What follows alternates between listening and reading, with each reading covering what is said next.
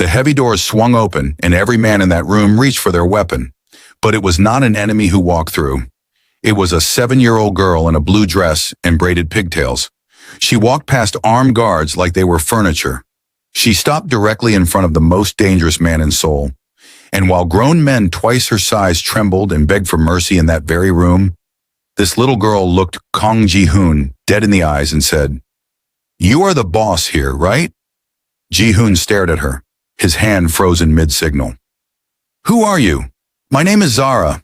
A lady hit me, and I need to report it." The room fell silent, the kind of silence that usually came before violence.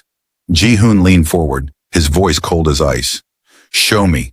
And what happened next changed everything. Have you ever been wronged and everyone expected you to stay quiet, to swallow your pain because speaking up might cost you everything? Have you ever watched someone you love apologize for something that was not their fault just to survive? Tonight, a mother worked in silence, scrubbing floors for people who would never learn her name.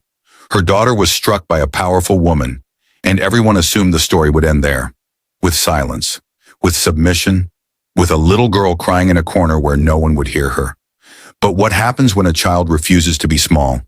What happens when she walks into the lion's den and the lion decides to listen? What happens when the most feared man in Seoul meets the only person brave enough to tell him the truth? What you are about to witness will change everything you believe about power, courage, and the people who truly deserve your respect.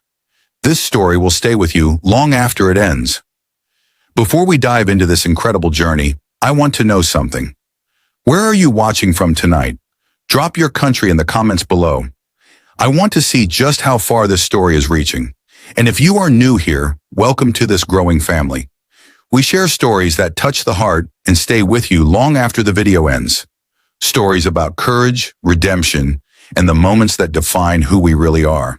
So hit that subscribe button right now, tap the like, and share this video with someone who needs to hear it today. Now let us go back to the beginning. Seoul, South Korea, 11:47 at night. The city sprawled beneath the Daeho Syndicate Tower like a kingdom of lights and shadows. From the 14th floor, you could see everything. The Han River cutting through the city like a silver scar. The endless stream of cars moving like blood through concrete veins. The millions of lives unfolding below, completely unaware of the decisions being made in this room. The penthouse office was designed for intimidation. Floor-to-ceiling windows that made visitors feel exposed.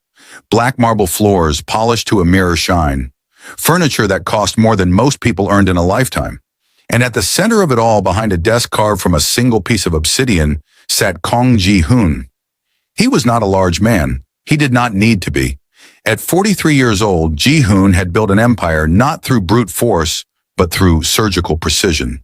Every word calculated, every gesture intentional, every silence weighted with meaning. He had not raised his voice in 7 years because he had never needed to. When Kang Ji-hoon spoke, people listened. When he was silent, people trembled. Tonight, a man knelt before his desk. Blood dripped from his nose onto the pristine marble. His hands were bound. His expensive suit was torn. He had been a trusted accountant until 3 hours ago. Now he was something else entirely. A lesson. Ji-hoon studied him the way a scientist might study an insect, with detached curiosity, with absolute control. "You stole from me!" Ji-hoon's voice was soft, almost gentle. That was when it was most dangerous. The man's words tumbled out in desperate gasps. "It was not stealing. I was going to return it. My daughter needed surgery. You have to understand. Please, I have worked for you for 11 years. Ji-hoon tilted his head slightly. 11 years. And in all that time, you learned nothing about honesty, about loyalty, about what happens to those who betray my trust. 4 subordinates stood along the walls, silent, watching. They had seen this before. The quiet questions, the calm dissection of excuses, the inevitable conclusion.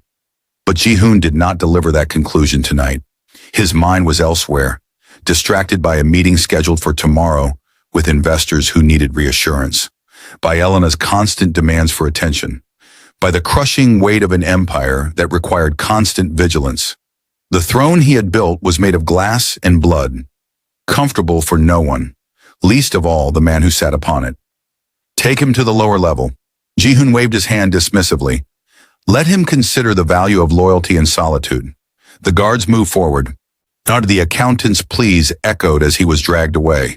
The heavy doors closed behind them with a sound like a coffin sealing shut. Ji-hoon turned to face the window. His reflection stared back at him. A man in a $10,000 suit with eyes that had forgotten how to rest. He had everything the world said mattered. Money, power, fear. And yet, standing in his glass tower, he had never felt more empty. His phone buzzed. A message from Elena. When are you coming down? I am bored. This party is beneath me. He did not respond. Elena Park, his mistress of 18 months.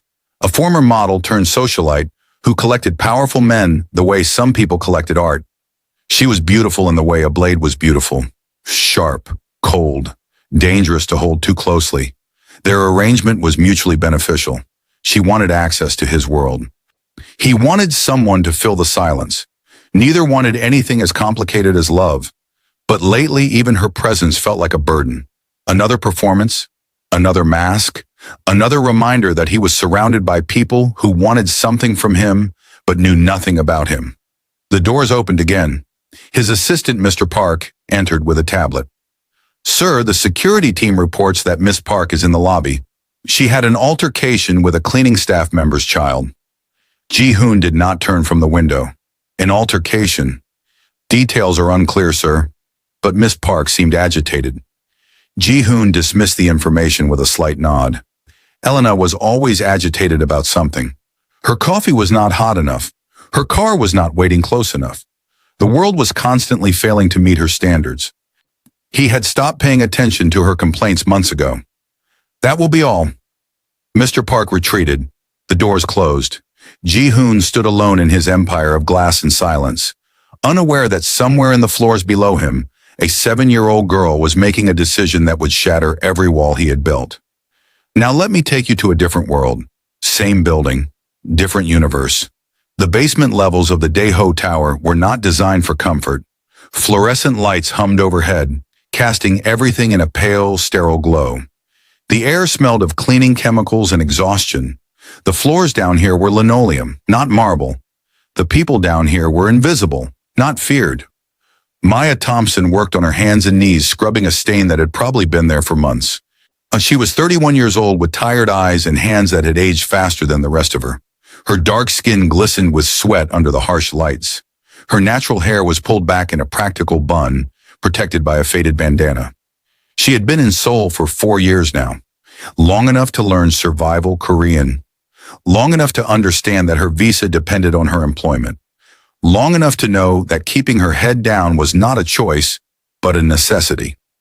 Back home in Chicago, she had been a junior accountant with dreams of her own firm. She had a degree, ambitions, a husband who promised her forever. Then forever ended in a car accident that took everything except her daughter and her debt. The insurance companies found loopholes. The hospital bills multiplied. And Maya found herself drowning in a country that did not care if she sank. A distant relative in Seoul offered a lifeline, a job, a place to stay, a chance to start over. Maya packed 2 suitcases and her 3-year-old daughter and flew across the world with nothing but desperate hope. The accounting job never materialized.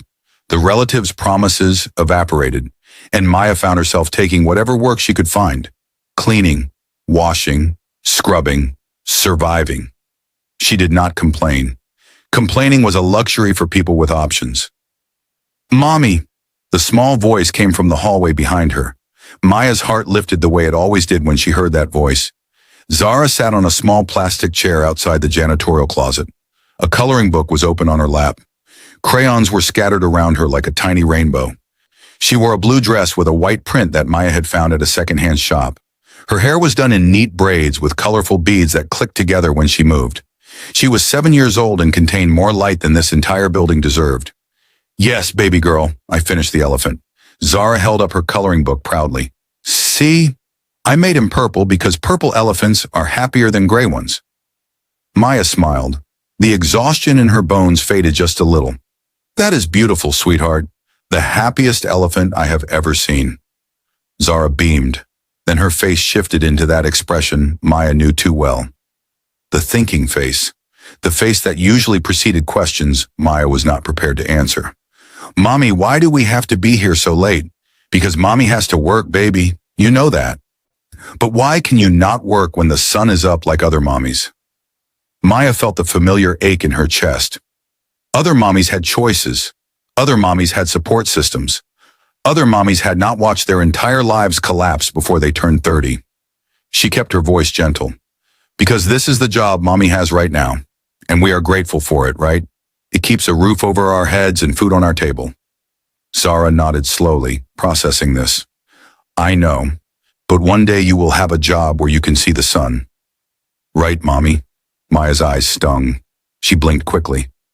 Right, baby. One day, Zara returned to her coloring, satisfied, but Maya stayed frozen for a moment, watching her daughter. This child who had never known the comfortable life Maya had planned for her, who had spent her early years in strange apartments in a strange country, listening to a language she did not understand, who had every reason to be angry or bitter or broken. And yet Zara was none of those things. She was bright, curious, absolutely certain about right and wrong in a way that sometimes frightened Maya, because the world did not reward that kind of certainty. The world punished it. Zara, listen to me. Maya's voice dropped to a whisper. I need to finish this floor, so stay right here, okay? Do not wander. Do not talk to anyone. If anyone asks you anything, just say your mommy's nearby. Understand? Zara nodded. I understand. Maya hesitated. She wanted to say more, wanted to explain the danger that existed in being small and foreign and poor in spaces designed for the powerful. But how do you explain such things to a 7-year-old without breaking something inside them? She could not, so she simply said, I love you. I love you too, mommy. Zara smiled. Now go finish so we can go home. I want to dream about purple elephants. Maya laughed softly, a real laugh, the only real one she had experienced in weeks. She returned to her scrubbing, her knees aching against the hard floor. In her mind, she was already calculating. 2 more hours here, 30 minutes on the bus, 6 hours of sleep if she was lucky, then wake up to take Zara to school before her morning shift at the restaurant. This was survival. This was motherhood. This was love expressed in exhaustion. And while Maya scrubbed, Zara sat quietly for exactly 7 minutes before her natural curiosity overcame her obedience. She did not mean to disobey. She simply got bored. The coloring book was finished. The crayons were sorted by color and then by size and then by how much she liked each one. And the hallway stretched out before her, full of doors she had never opened and corners she had never explored. Just a quick look, she told herself. Mommy will not even notice. Zara slipped off her chair and padded down the corridor in her worn sneakers. The building was quieter now. Most of the day staff had gone home. The night belonged to people like her mother, the invisible ones. She found a stairwell and climbed. Not because she had a destination, but because stairs were interesting. Each floor looked slightly different. Different colors, different sounds, different smells. She emerged on a floor with shiny floors and pretty lights. This was better than the basement. And this looked like the fancy places she saw in movies. Zara wandered, her beaded braids clicking softly as she moved. She looked at the paintings on the walls, touched the smooth surface of a marble pillar, pressed her nose against a window to see the city lights below. Beautiful, she whispered. She was so absorbed in the view that she did not hear the elevator doors open behind her, did not hear the sharp click of heels approaching, did not notice anything until she turned and collided directly with Elena Park. The impact was small. Zara stumbled back but did not fall. But Elena's reaction was anything but small. The coffee cup Elena was holding splashed across her cream-colored Chanel blazer. The liquid spread like a dark wound across fabric that cost more than Maya earned in 2 months. Time seemed to stop. Elena stared at her ruined jacket. Her face shifted from shock to disbelief to pure, unfiltered rage. You stupid, careless child. Zara's eyes went wide. I am sorry. It was an accident. I did not see you. Elena was not listening. She was examining the damage, her perfectly manicured fingers touching the stain like it was a mortal wound. Do you have any idea what this costs? Do you have any idea who I am? Zara took a step back. I said I was sorry. Sorry. Elena's voice was a whip crack. Sorry does not fix a $12,000 jacket. Where is your mother? She will pay for this. She will lose her job for this. Who even let you in here? This is not a playground for children of the help. The words stung. Zara did not fully understand all of them, but she understood the tone, the contempt, the way Elena looked at her like she was less than nothing. My mommy did not do anything. Zara's voice trembled but held steady. It was an accident. I said sorry. Elena took a step forward, her face twisted with anger. She raised her hand. Zara did not have time to react. The slap landed on her upper arm, not her face, but hard enough to leave a mark, hard enough to make Zara cry out, hard enough to make a statement about who had power and who did not. Let that teach you to watch where you are going. Elena's voice was ice. Now get out of my sight before I have you and your mother thrown out of this country. She turned and walked away without looking back. Her heels clicked against the marble like punctuation marks. Period, end of story, conversation over. Zara stood frozen in place. Her arm throbbed. She could feel the bruise already forming under her skin. Her eyes burned with tears she refused to let fall. Because something else was happening inside her. Something stronger than pain, stronger than fear. It was anger, not the explosive kind, not the screaming tantrum kind. It was the quiet kind, the dangerous kind, the kind that comes when you know, absolutely know, that something deeply wrong has just happened. Zara looked down at her arm. The outline of fingers was already visible against her dark skin. She thought about her mother, about how Maya would react when she found out. She would apologize. She would bow. She would take blame that did not belong to her. She would make herself small to keep them safe, and they would still probably lose everything. No, the word formed in Zara's mind with absolute clarity. No. This was wrong. That woman was wrong, and apologizing for something that was not her fault was wrong too. Zara's grandmother used to say something. Maya had told her this story many times. If someone wrongs you, you find the person in charge. You look them in the eye, and you tell the truth, because truth has a power that lies can never match. The person in charge. Zara did not know who that was, but she knew he would be at the top. Important people were always at the top.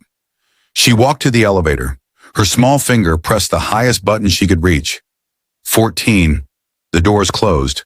The elevator climbed, and Zara rose toward a confrontation that would change 3 lives forever. The 14th floor was different from anywhere Zara had ever been. The air itself felt heavier. The silence was thicker. Everything was dark and expensive and designed to make visitors feel small. But Zara did not feel small. She felt right. She stepped off the elevator and immediately encountered 2 guards in black suits. They were big, bigger than anyone she had ever seen up close. They looked at her like she was an alien who had just landed on their planet. Hey! One of them crouched down. Little girl, you are lost. This floor is not for children. I am not lost. Zara's voice was clear. I need to see the person in charge. The guards exchanged glances. One of them almost smiled. The person in charge. Sweetheart, you cannot just walk in here and demand to see the boss. Why not? Zara asked. Because that is not how things work. Zara considered this. How do things work? The guard faltered. He was not prepared for a philosophical debate with a 7-year-old. Look, where is your mom? We will take you back to her. My mom is working. A lady hit me and I need to report it. Both guards stiffened. Their expressions changed. Someone hit you. Where? Zara extended her arm. The bruise was dark now, unmistakable. The shape of fingers clearly visible. The guards looked at each other again. Something passed between them. Something serious. Who did this to you? A lady with shiny red heels.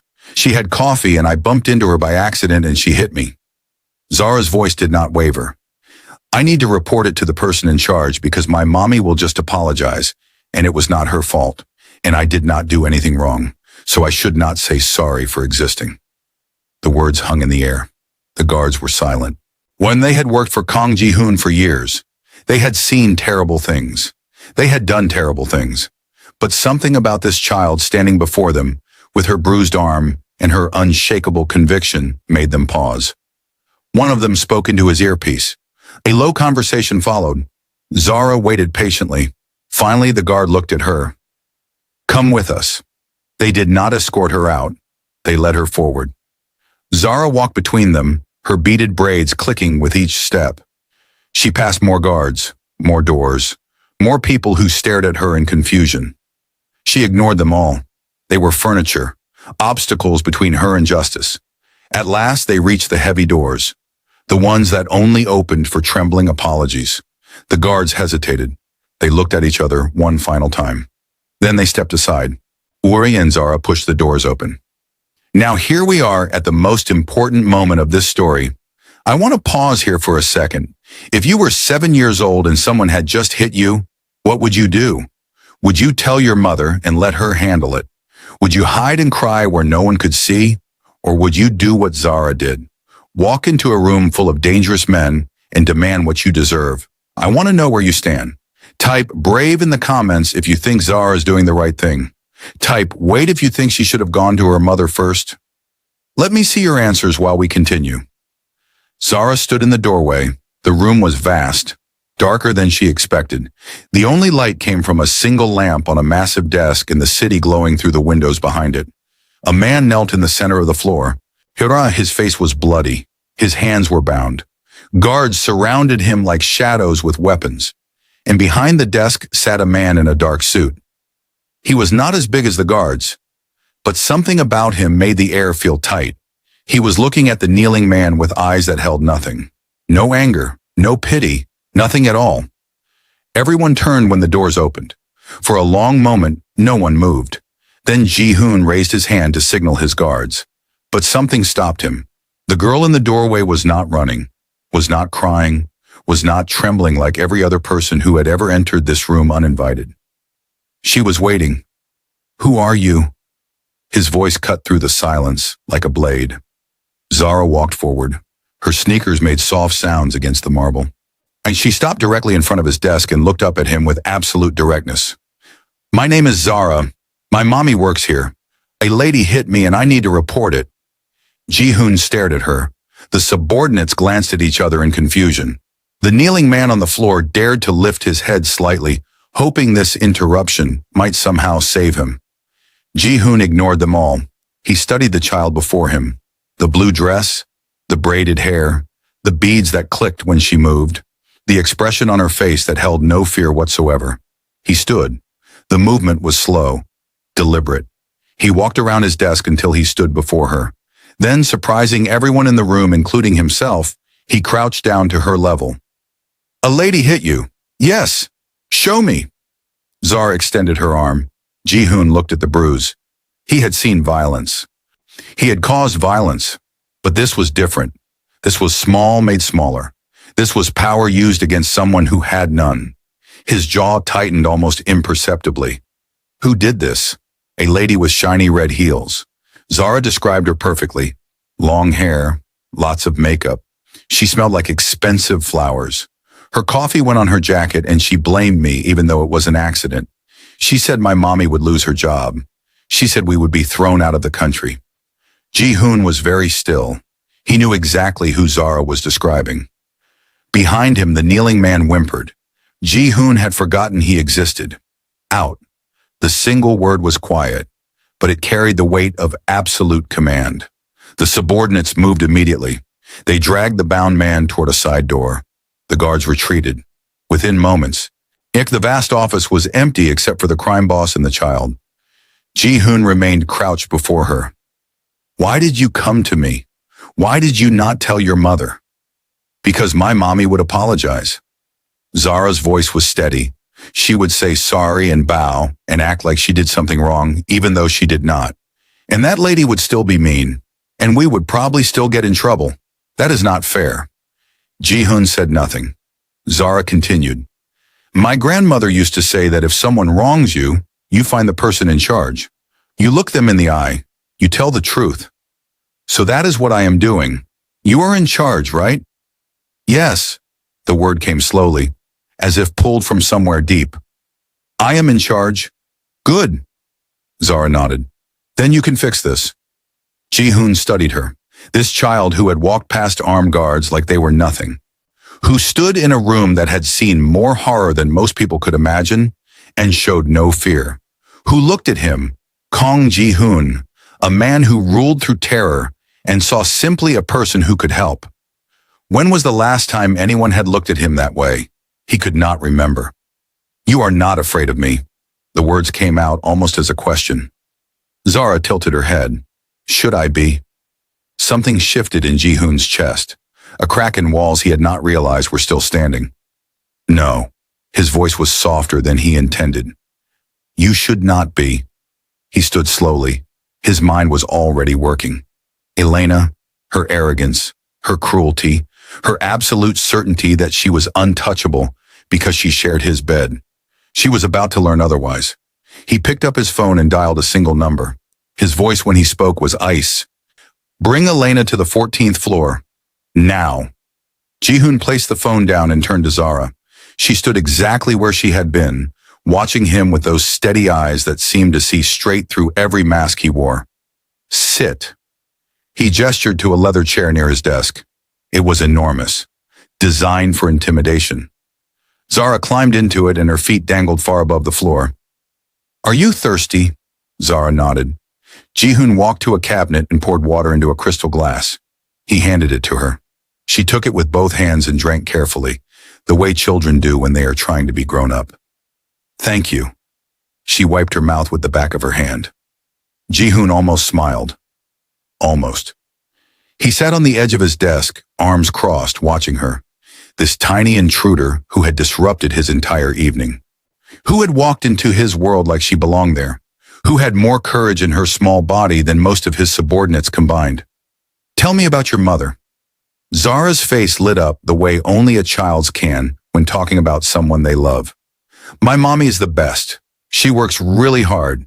She wakes up before the sun and comes home after the moon. She makes me breakfast even when she is tired. She does my hair every morning even though it takes a long time. She reads me stories even when her eyes are closing. Ji-hoon listened. She used to be an accountant. Zara pronounced the word carefully, like she had practiced it. That means she is really good with numbers. She helped me learn to count to 1,000. She says one day she will have her own office with a big window. I believe her. Why does she work here? Cleaning. See, Zara's expression shifted, became older somehow. Because sometimes life is not fair. That is what mommy says. She says we have to do hard things now so we can do better things later. She says dignity is not about what you do. It is about how you do it. Ji-hoon was silent. This child, this 7-year-old girl in a second-hand dress. She was teaching him things his expensive advisors never could. The doors opened. Elena walked in like she owned the room. Her heels clicked against the marble with practiced confidence. She had changed her blazer, Ji-hoon noticed. The stained one was probably already in a trash bin somewhere. Ji-hoon, darling? Her voice was honey and venom mixed together. You summoned me. How dramatic. I was just about to leave for the night. This party downstairs is absolutely insufferable. The people your investors bring are so terribly common. She had not noticed Zara yet. The chair was large and the child was small, and Elena never looked at things she considered beneath her. Ji-hoon did not move from his position on the desk. Do you know why you are here? Elena laughed, that light, practiced laugh she used when she wanted to seem charming. I assume because you missed me. It has been hours since we spoke. I know how you get when I am not around. Look to your left. Elena's smile flickered. She turned and saw Zara. The recognition was immediate. Her face cycled through several expressions. Surprise, annoyance, then something that looked almost like fear before she buried it under contempt. Oh, her voice hardened. This again. Ji-hoon, please tell me you did not call me up here because of this child. Ji-hoon's voice was quiet, the dangerous kind of quiet. You struck her. Elena waved her hand dismissively. Struck is a strong word. I disciplined her. She ruined a $12,000 jacket. Chanel. Spring collection. Completely irreplaceable. And where was her mother? Nowhere. These people bring their children to work and let them run wild like animals. Someone needed to teach her boundaries. Zara's hands tightened around the water glass. Ji-hoon's expression did not change. Did you apologize? Elena actually laughed at that. Apologize. To her. Ji-hoon, darling, have you lost your mind? She is the child of a cleaning woman. She bumped into me. She ruined my clothes. If anything, her mother should be groveling at my feet, begging me not to have her deported. The room temperature seemed to drop. Ji-hoon stood slowly. He walked toward Elena with measured steps, each footfall deliberate, final. Elena's confidence wavered, just slightly. She knew that walk. She had seen him use it on others, but never on her. Ji-hoon, what is this about? Her voice lost some of its honey. It was just a child. It was just a jacket. Why are you making this into something? He stopped directly in front of her. Do you know what true power is, Elena? She blinked. What? True power. Do you know what it means? Elena opened her mouth, closed it. She did not have an answer. Ji-hoon spoke quietly, almost gently, like explaining something to someone who would never truly understand. True power is not measured by who you can hurt. It is not demonstrated by who trembles before you. It is not proven by designer labels or how much your clothes cost or how loudly you can make someone apologize for existing. He paused. True power is measured by who you choose to protect, by who feels safe because you are in the room, by how you treat people who have nothing to offer you. Elena's face flushed. Ji-hoon? I do not need a lecture about. You struck a child. The words cut her off like a blade. You struck a child because she accidentally bumped into you. You threatened her mother's livelihood. You looked at a 7-year-old girl and saw nothing but an inconvenience to be punished, and then you walked away without a single thought about what you had done. Elena's voice rose. She always got loud when she was cornered. She ruined my jacket. Do you know how long I waited for that piece? Do you know how? I do not care about your jacket. Ji-hoon's voice was ice. Elena stopped. I do not care about your jacket. I do not care about your inconvenience. I do not care about your wounded pride. What I care about is that you took your anger out on someone who could not fight back. What I care about is that you used what little power you have to make someone small feel smaller. What I care about is that you have revealed exactly who you are when you think no one important is watching. Ji-hoon, please, remove your belongings from the apartment. Elena's face went white. What? You have until sunrise. Security will escort you. Your access to this building is revoked. Your business arrangements with the syndicate are terminated. Do not contact me. Do not contact my associates. Do not ever let me see you in my territory again. And Elena's composure cracked completely. You cannot be serious. Over this. Over a cleaning woman's brat. Ji-hoon, we have been together for almost 2 years. You cannot throw all of that away because of... We were never together. Ji-hoon's voice was cold. Final. You were convenient. I was useful. Neither of us pretended it was more than that. But tonight you showed me something I needed to see. You showed me who you are when you have power over someone weaker, and I do not want that anywhere near my life. Elena's eyes filled with tears. But they were not tears of regret. They were tears of fury. You will regret this. Her voice was a hiss. You will realize what you are giving up. I am Elena Park. I have connections. I have influence. I will make sure everyone knows that Kang Ji-hoon chose a cleaning woman's child over. Ji-hoon raised his hand slightly. The doors opened. 2 guards entered. Escort Miss Park to her vehicle. Ensure her belongings are packed by sunrise. She is not to return. The guards approached. Elena looked between them and Ji-hoon, searching for some sign that this was negotiable. There was none. This is not over. She spat the words as she was led toward the door. It is. Ji-hoon did not turn to watch her leave. It was over the moment you raised your hand against a child. The doors closed behind her. The click of her red heels faded into silence. Ji-hoon stood still for a moment. Then he turned to Zara. She was still in the oversized chair, still holding the water glass. But her expression had changed. She was looking at him differently now. You sent her away. Zara's voice was soft with wonder.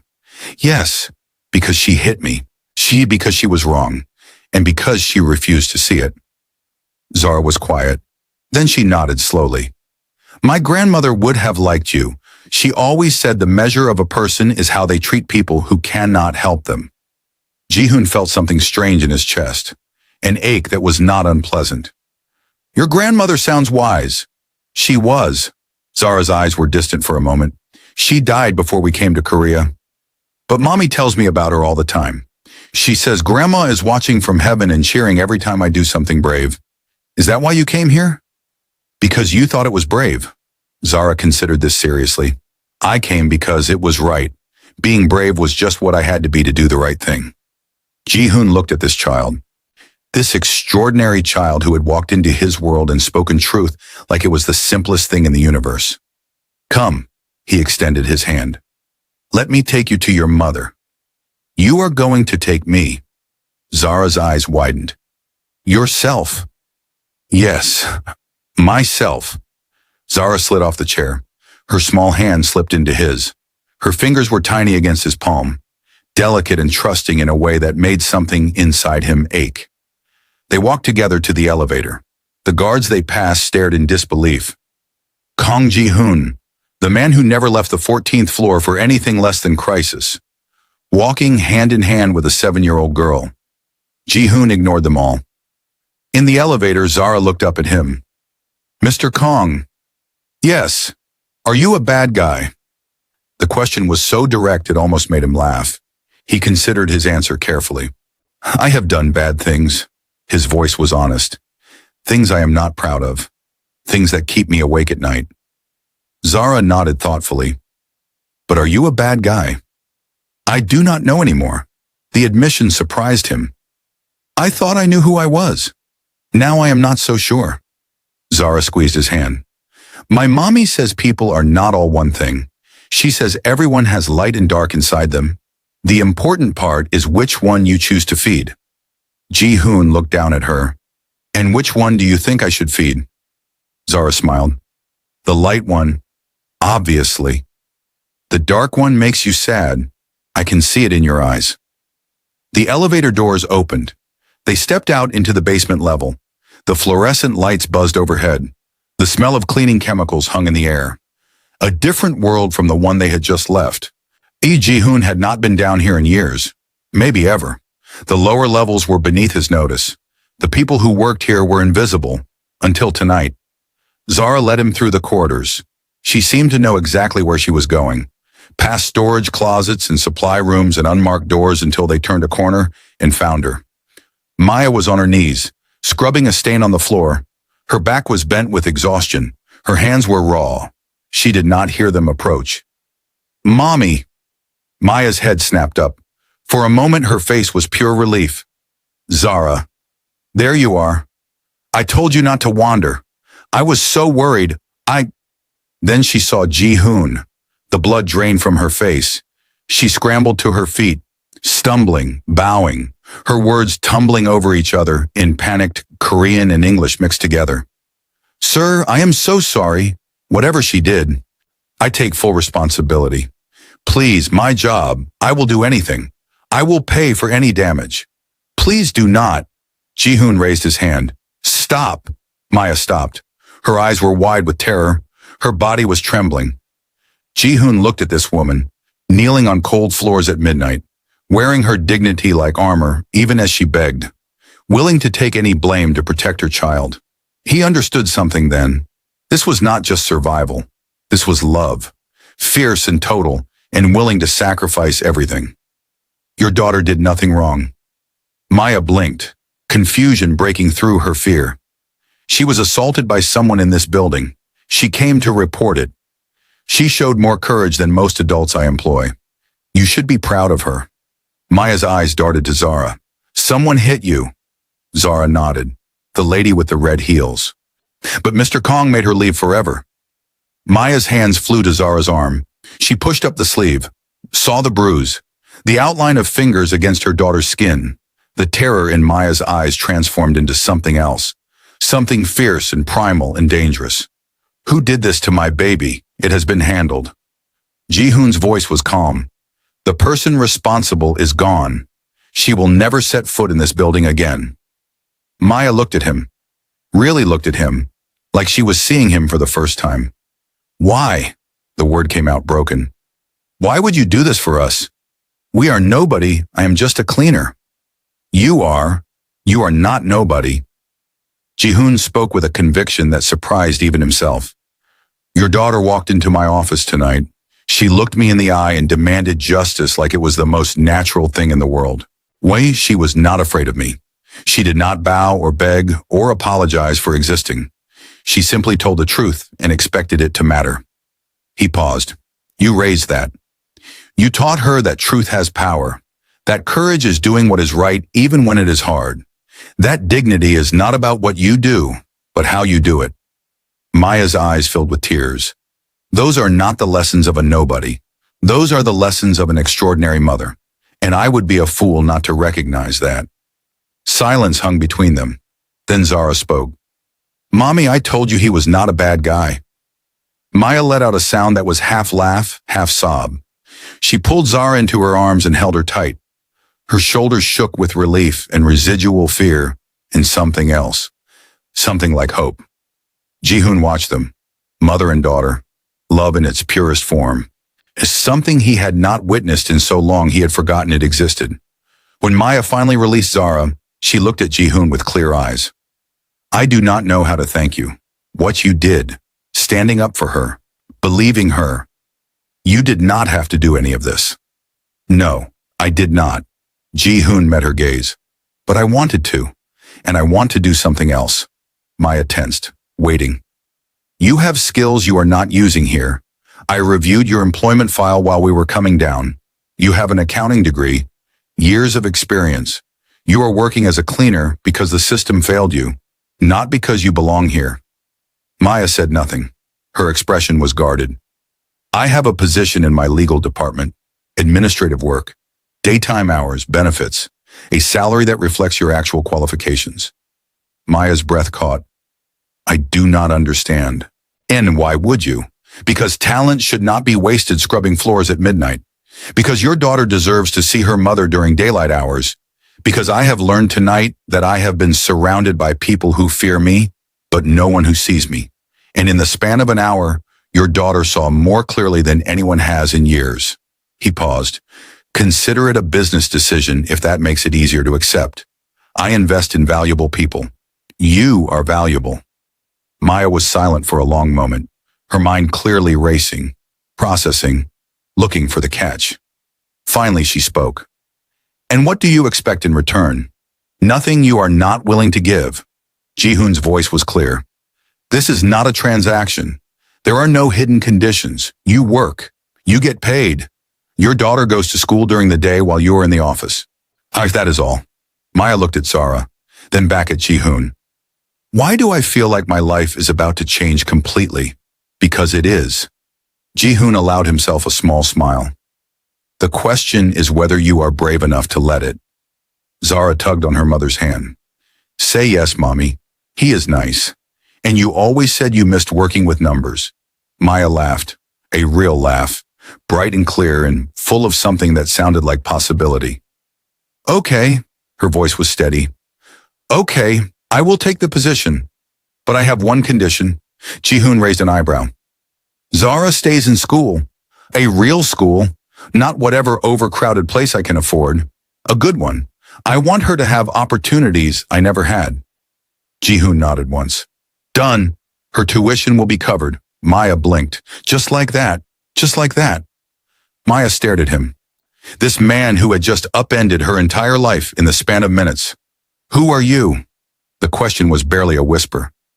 Ji-hoon looked at Zara, who was looking at both of them with the satisfied expression of someone who had known all along that things would work out. I am not sure anymore. His voice was quiet. But I think I am starting to remember. If this story is touching your heart, I need you to do something for me right now. Share this video with someone who needs to hear that speaking up matters. That courage is not about size. It is about spirit. There is someone in your life who is feeling small right now. Someone who needs to know that their voice counts. Send them this story. And if you have not already, hit that subscribe button and join this family. We share stories like this every week. Stories that stay with you long after the screen goes dark. Ring that notification bell so you never miss one. Now let us see how this family grows. Over the following weeks, something began to shift in the Daeho Tower. It started small, almost imperceptible. Maya began her new position. The first day, she arrived in professional clothes that she had saved for years, waiting for this moment. Her hands shook as she entered the building through the main entrance instead of the service door. Her badge said administrative coordinator instead of sanitation staff. She was terrified, but she showed up anyway. Ji-hoon had assigned her to the legal compliance division. Real work, meaningful work, work that used her mind instead of just her hands. The other employees were confused at first. Who was this woman who had materialized from nowhere with a direct recommendation from the boss? But Maya's competence spoke for itself. Within 2 weeks, she had reorganized filing systems that had been chaos for years. Within a month, she had identified 3 accounting errors that had slipped past senior staff. Within 2 months, she was trusted with client-facing work. She still wore her wedding ring, still carried the weight of everything she had lost. But something in her was different now. Lighter, like a door had opened that she thought was locked forever. And then there was Zara. Ji-hoon had done exactly what he promised. Anonymously, quietly, without fanfare. An international school, the best in Seoul, the kind of place where diplomats and executives sent their children. Zara walked through those doors in her new uniform and immediately began making friends with everyone. The shy kid in the corner, the teacher who looked tired, the janitor who everyone else ignored. When Maya asked how her first day went, Zara simply said, "Everyone is nice when you are nice first." But the biggest changes were happening on the 14th floor. Ji-hoon found himself taking lunch breaks for the first time in years. He would sit in his office and eat real food instead of forgetting meals entirely. Sometimes he would look out the window and simply breathe. His staff noticed. They whispered about it. The boss was different lately, less sharp, more present. He actually asked how people were doing and waited for answers. Some wondered if he was sick. Others wondered if he was planning something. The idea that he might simply be changing never occurred to them. But the most noticeable change came from the most unlikely source. Zara started visiting the 14th floor after school. The first time it happened, security nearly had a collective heart attack. A child wandering the most restricted floor of the building. They rushed to intercept her, but Ji-hoon had already given orders. She was allowed anywhere she wanted to go, and so Zara came. Every few days. She would do her homework in the corner of Ji-hoon's office while he worked. She would show him her drawings, tell him about her day, ask him questions that no one else dared to ask. "Why do you always look so serious? Do you ever play games? What is your favorite color? I bet it is blue. You wear a lot of blue." Ji-hoon found himself answering honestly. Because serious is what people expect from me. I used to. A long time ago. It is blue. You are very observant. The guards grew accustomed to seeing her. They saved cookies from their lunches for her visits. They let her try on their earpieces. They taught her Korean words and laughed when she mispronounced them. The cold surgical atmosphere of the 14th floor began to thaw. Zara brought coloring pages and taped them to walls that had only ever displayed expensive art. She brought laughter into spaces that had only known silence. She brought light into rooms that had forgotten what it looked like. And Ji-hoon let her. He did not understand why. Every instinct told him this was weakness, vulnerability, a liability his enemies could exploit. But when Zara smiled at him, when she showed him a drawing she had made just for him, when she told him that he looked happier today, something inside him settled.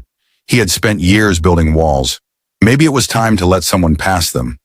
One afternoon, Zara looked up from her coloring book with that expression Ji-hoon had learned meant a big question was coming. "Mr. Kong." "Yes. Do you have a family?" The question hit him somewhere deep. He was quiet for a long moment. "I had a mother. She died when I was young. My father was difficult. I have not spoken to him in many years." Zara nodded thoughtfully. "That sounds lonely." "It is. Do you want a family?" Ji-hoon looked at her. This child who asked questions like, they were simple when they were anything but. "I do not think I know how to have one anymore." Zara tilted her head. "That is silly. You just have to love people and let them love you back." "Ali, it is not complicated." Ji-hoon almost laughed. "It feels complicated." That is because you are a grown-up. Zara went back to her coloring. Grown-ups make everything harder than it needs to be. But you are getting better. I can tell. How can you tell? Because you smile more now. Zara did not look up from her drawing. And your eyes are not as sad. I think that is because of me and Mommy. She said it matter-of-factly, not boasting, just observing. And she was right. A few weeks later, Zara presented Ji-hoon with her masterpiece. She had been working on it for days, hiding it whenever he walked by, giggling with the kind of secrecy only children can manage. Close your eyes, she commanded. Ji-hoon obeyed. Okay, open them. He opened his eyes. Zara held up a drawing, crayon on paper, simple and bright and perfect. For 3 figures holding hands, 1 tall man in a blue suit, 1 woman with brown skin and a big smile, 1 small girl with braided hair and beads. Above them, a yellow sun. Around them, hearts in every color. That is you. Zara pointed to the tall figure. And that is Mommy. And that is me. I see that. We are a family now. Ji-hoon went very still. Zara continued, unbothered by his silence. I know you are not my daddy. My daddy is in heaven with Grandma. But you take care of me and Mommy. And you make Mommy smile. And you let me color in your office. And you sent away the mean lady who hit me. That is what family does. She held out the drawing. This is for you. So you remember. Ji-hoon took the paper. His hands were steady, but something in his chest was not. He looked at this drawing. Crayon on paper.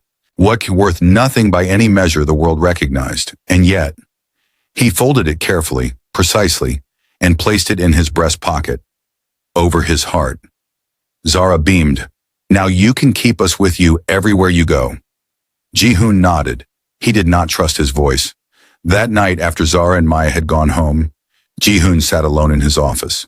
He pulled out the drawing and looked at it in the dim light. 3 figures, holding hands, smiling, family. The word felt foreign in his mind. He had built an empire. He had accumulated wealth beyond measure. He had made powerful men tremble at the mention of his name. And he had never been more alone, until a 7-year-old girl pushed open his doors and demanded justice like it was her birthright. Until her mother looked at him without fear and asked nothing from him except fairness. Not until this unlikely pair walked into his life and reminded him that he was more than his reputation. The drawing stayed in his pocket, every day, next to his heart. His enemies would learn of his softness eventually. They would whisper about weakness. They would test him. Let them. Ji-hoon had spent years protecting territory, buildings, money, power. Now he had something worth protecting. A few months later, Ji-hoon and Maya shared a meal in his private quarters. It had become their ritual. After Zara fell asleep on the couch, they would talk. About work, about life, about everything and nothing. Tonight, Zara was curled up under a blanket Ji-hoon had bought specifically for her visits. Her braids were messy from play. Her small chest rose and fell with peaceful sleep. Maya watched her daughter for a long moment, and then turned to Ji-hoon. Why did you help us?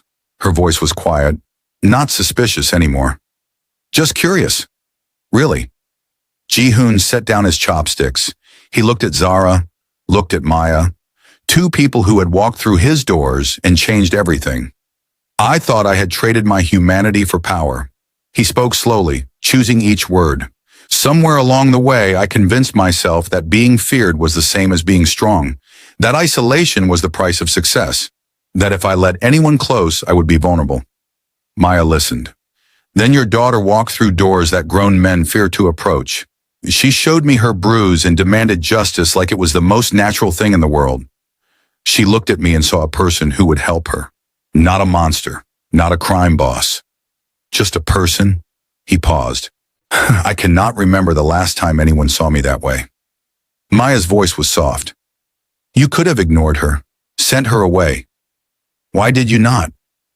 Ji-hoon reached into his breast pocket. He pulled out the crayon drawing, worn at the edges now from being handled every day. Because she saw me, really saw me. And you raised her to believe that speaking the truth to power matters. That courage is not about size, that justice is worth fighting for. He looked at Maya. What kind of mother raises a child brave enough to face a monster and expect him to be good? Maya's eyes glistened. You were never a monster, Ji-hoon. You were just lost. The words hung between them.